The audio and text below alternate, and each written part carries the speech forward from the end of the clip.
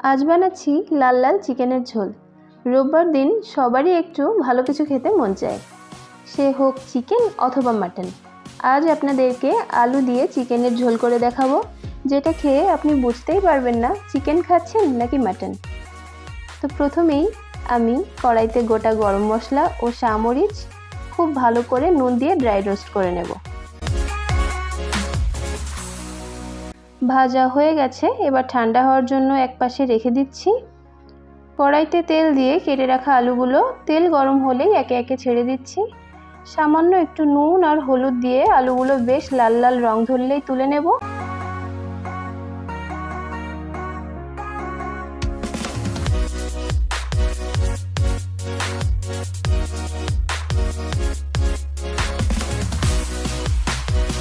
ওই তেলে দুটো তেজপাতা, খুব সামান্য গোটা জিরে, একটা শুকনো লঙ্কা ফোড়ন দিয়ে দিচ্ছি। ফোড়ন থেকে সুন্দর গন্ধ ছাড়লে দিয়ে দেব কুচনো পেঁয়াজ।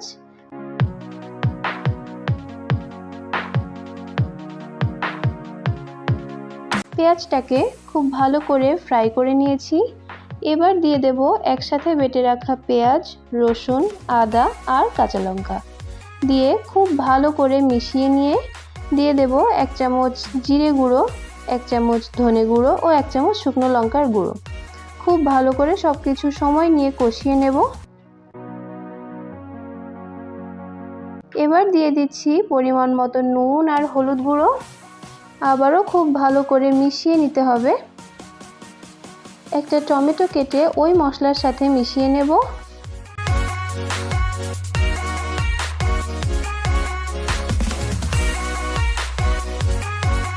এবার চিকেন অ্যাড করার পালা। চিকেনটা দিয়ে খুব ভালোভাবে সব কিছু মিশিয়ে নিয়েছি। অনেকটা সময় নিয়ে মাংসটা কষাতে হবে।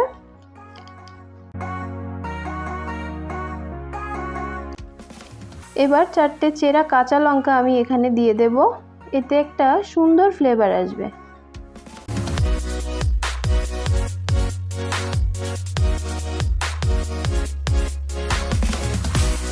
দেখুন কষাতে কষাতে কেমন তেল ছাড়তে শুরু করেছে।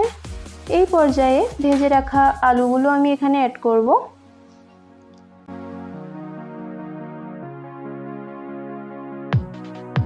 এবার দিয়ে দেব পরিমাণ মতো জল।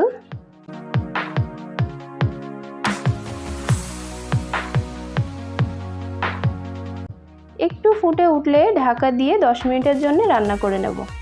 এবার যে ভাজা মশলাটা ঠান্ডা করতে রেখেছিলাম সেটাই শিলে বেটে নেব।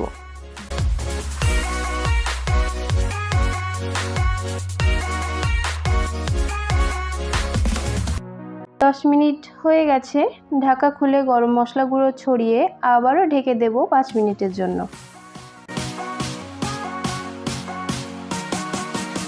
আমাদের চিকেন রান্না কিন্তু এরই মধ্যে রেডি হয়ে গেছে। গরম ভাতের সাথে এরকম চিকেনের ঝোল, তাও আবার আলু দিয়ে, রোববার দুপুরটা জাস্ট জমে যাবে।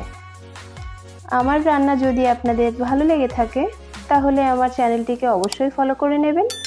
দেখা হচ্ছে আপনাদের সাথে নেক্সট ভিডিওতে। ততক্ষণ সবাই ভালো থাকবেন।